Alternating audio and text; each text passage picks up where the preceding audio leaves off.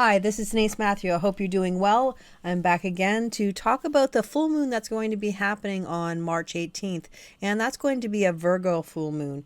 Overall, this feels like a powerful moon that is heralding in information about the future in a lot of ways, because we just had a nodal change where the nodes moved from the gate 8 and also the gate 14, which talks about extreme power and also our own individual voice and direction, and how the power is directed, which we've already seen happen globally and probably in our lives a lot. And it's been a big change, so a lot of people probably have felt that the energy has shifted, especially if you have a hanging gate 2 and you have an open sacral area. Now we're moving into the new nodes, which are the 43-23, which is an opposition, meaning that not only are the gate 43 and 23 opposite each other on the mandala, but they also form a full channel. That means globally, we're all going to have a defined ajna as well as a throat, which means there is potential for us to find some level of awareness because the ajna is an awareness center. The awareness that comes with the ajna is always something that is over time. So in other words, we may start to get these downloads that we've been having over the last couple of months with the gate 61, 63, and also the 64 all being transited at some point. Even now, Mercury is in the gate 63. We may start to get some of this ability to figure out what it means and to get some answers that we haven't been able to get hold of before. So there is a potential for us to get this awareness. And this awareness builds on this concept of bringing mutation into the collective. This mutation is connected to something that is never seen before. Mutation always comes in a way that it is shifting everything in the whole. So in other words, this could be a paradigm shift that we're moving into that is going to really close the door on something old and open the door on something new. And with Neptune and the Sun both in the gate 36, we're looking at some sort of crisis resolution or some chaos. This also can be about changes that are happening in our world. And with the Earth and the Moon in the gate 6, we're moving towards some level of potentially finding a diplomatic solution to the problems that we're facing right now. We also have the 1949 emotional channel in play, which really talks to this idea of trying to figure out solutions so that people can be taken care of, have the food they need, the shelter. The basic things that we need to live on planet Earth are things that are important when we're talking about the energy of the 1949. We can also look at this as being a relationship energy and how we are giving and taking in relationships. And if we're seeing that we're not getting what we are putting into a relationship, it might be a time where we're closing the door and deciding that this is no longer worth it. That could be a crisis coming up in the relationship, and that you're finally deciding that it's not going to work anymore for you and you need some level of change. So there's potential for this to be quite an emotional full moon, but also this concept of having some resolution, setting of boundaries, seeing beyond the expectations that we have in our life into something that is bigger than us, that has some level of mystical potential. So if we pull in some details about the full moon, we can see that the full moon is going to be exactly where the Earth is, because the Earth is always going to be opposite the sun, and also in a full moon we have the moon opposite the sun. And since we know that all oppositions have connection, we could look at the crisis or the crisis resolution or the chaos being shifted or changed by some level of diplomacy or resolution where people are trying to work out ways to find peace. With the Earth in the gate 6, line 6, called the peacemaker, and also the moon there, it is telling us that we are emotionally connected to grounding into this idea of finding peace, of finding a resolution, of trying to make things easier and not having all these stormy waters. We want to have some level of feeling comfortable, understanding that we may have different perspectives and different views, but in the long run, we can find a middle way and find a way to allow everyone to have their view seen and heard, and maybe not potentially always agree with everything, but at least agree to disagree. The interesting part of this full moon is that because Neptune is in the gate 36, and it will be there for the rest of this year on into next year, it brings this sense of veiling the gate that it's in, or in some way mutating the gate, but mutating the gate in a way that we can't see how it's happening.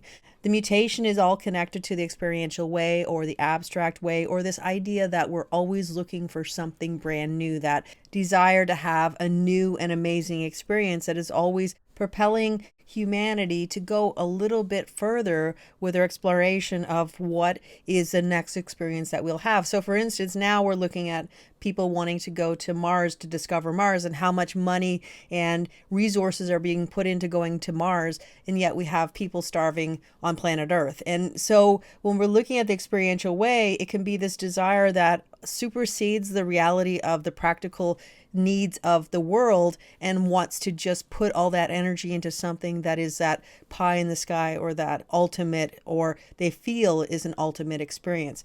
When we have Neptune in there, it is kind of veiling that, and we're not really sure how it's shifting. But when we do have some planets going through the gate 36, it's going to potentially illuminate what's happening with the experiences, crises, or even this sense of maybe jumping into something and not really knowing what you're getting, and then suddenly you have an illumination of what it actually means. You might have had an impression that it was going to be one thing, but what happens with this full moon is you start to see it from a different perspective. And that may be something that you feel positive about, or maybe you don't feel positive about, but ultimately you're getting the experience of being able to see the truth behind the veil, we could say.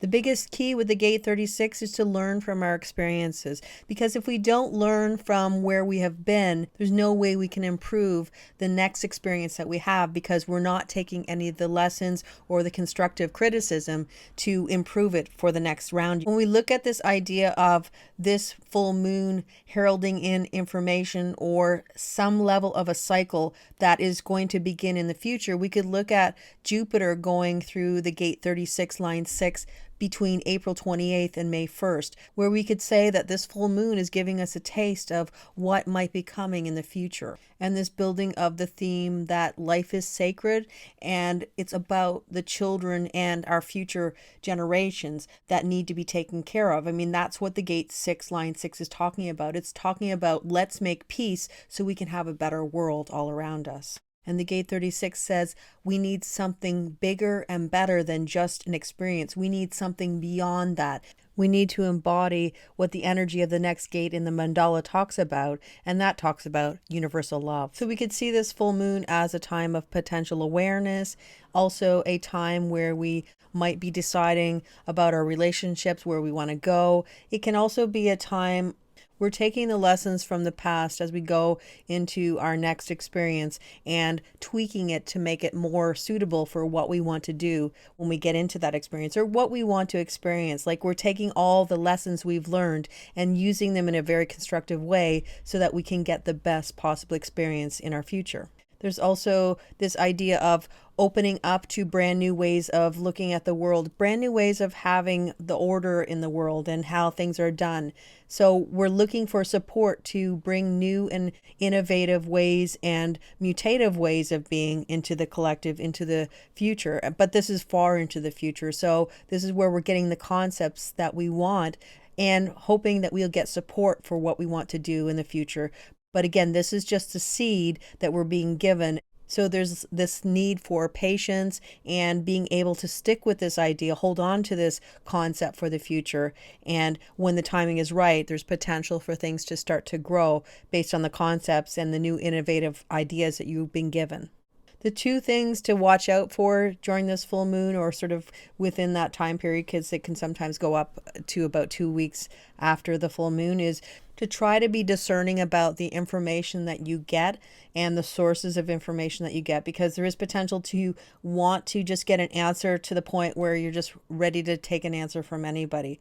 And it's all about being discerning with what you believe and what actually makes sense to you. With Jupiter in the gate 22, there's perspective of having you could say window dressing, where it looks really good, but there may not be any substance to it. So in other words, this is a time to be discerning about any offers that are coming your way, or a job, or some social event that is being shown as being a certain way. You could look at it as a movie set and you have all these houses and they all look really nice from the outside, but if you go in any of these houses, they're basically empty. There's nothing inside, but they look really nice on the outside. So this is just saying take one step further to make sure that what you think you're getting is truly what you're getting. And if you do that, then you won't be disappointed. And this can carry over to relationships as well. Seeing something from a perspective of maybe you're getting into a new relationship and it looks really good and the person looks like they have everything, but then maybe they tell you they have A, B, and C, but they have none of it in truth. So ultimately, it's our discernment of deciding what is worth investigating, what is our truth, and until you find the definitive answer that makes you feel secure, then it might be worthwhile to explore what the information is and how it truly is behind the closed doors. So that's what I have to say about the full moon. I hope you have a great full moon, and I will see you again soon. Take care, and bye for now.